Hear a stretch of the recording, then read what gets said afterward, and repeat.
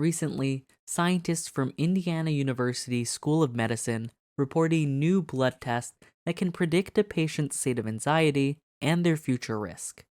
The test, published in the journal Molecular Psychiatry, is now being developed by an Indiana based startup company.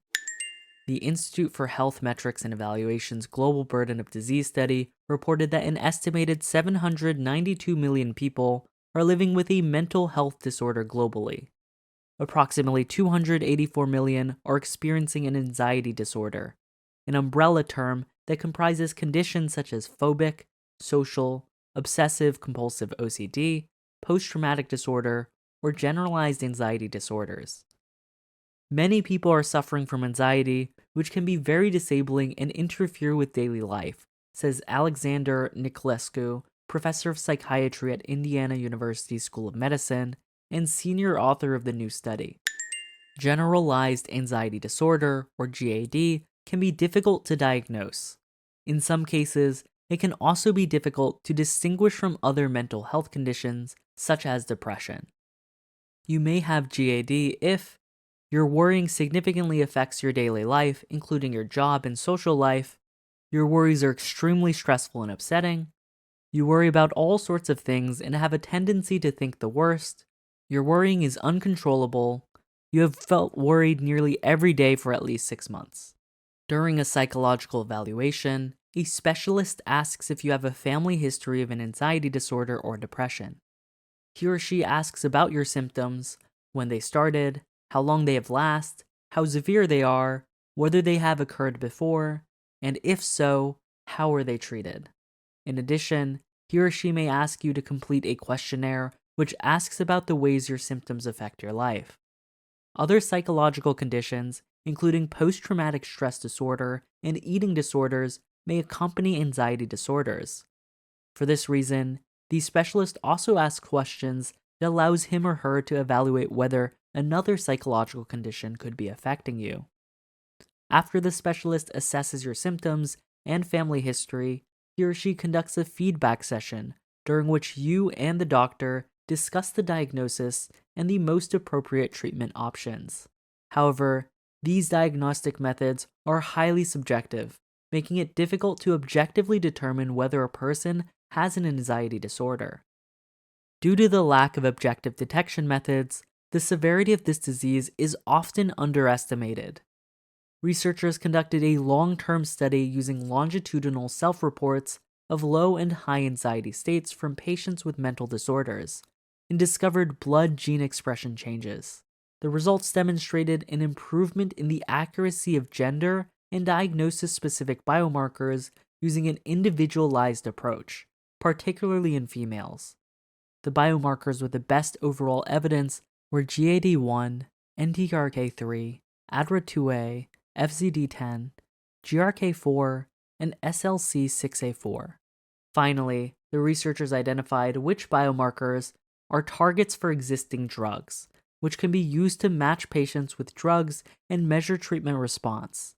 The researchers also used the gene expression characteristics of our biomarkers to determine the drugs that can be repurposed for treating anxiety, such as estradiol, peramperone, loxapine, and desipramine.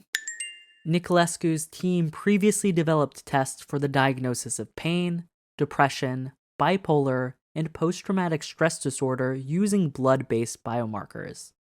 The tests were developed using a 4-step approach. 1. Explore blood RNA changes in patient cohorts versus healthy individuals. 2. Prioritize candidate biomarkers for further exploration. 3. Validate the biomarkers. And 4. Test the biomarkers for clinical utility. The research team recruited 3 independent cohorts from the Indianapolis VA Medical Center who were required to undergo a blood test every 3 to 6 months, or in the instance that a psychiatric hospitalization occurred. All participants included in the study had been diagnosed with a psychiatric disorder, among other comorbidities, and medication data was collected at each study visit. The study was organized in a stepwise fashion, which the authors describe as a systematic and comprehensive approach to move the fields toward precision medicine. First, we endeavored to discover blood gene expression biomarkers for anxiety using a longitudinal design, looking at differential transcription of genes in the blood of male and female subjects with major psychiatric disorders and high-risk populations prone to anxiety, which constitute an enriched pool in which to look for biomarkers, the authors say. They then compared low anxiety states to high anxiety states to create a list of differentiated transcribed genes. Niculescu and the team next used a convergent functional genomics CFG approach, which gathers data from the wider field, to prioritize biomarkers for further study.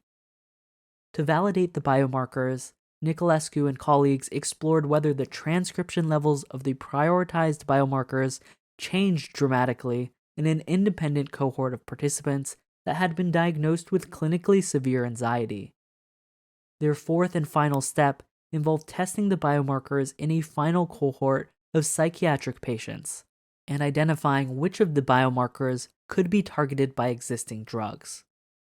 The biomarkers with the best overall evidence were GAD1, NTRK3, ADRA2A, FZD10, GRK4, and SLCA4, the researchers note. We also used our biomarker gene transcription signature to identify drugs that can be repurposed for treating anxiety, such as estradiol, paramperone, loperamide, and disopyramide. Niculescu believes that with further development, the new test for anxiety could be used alongside other blood tests his team has developed, offering a personalized medicine approach for diagnosing various health concerns. This is something that could be a panel test as a part of a patient's regular wellness visits to evaluate their mental health over time and prevent any future distress, he says. Prevention is better in the long run, so our goal is to be able to provide a comprehensive report for patients and their physicians using simply one tube of blood.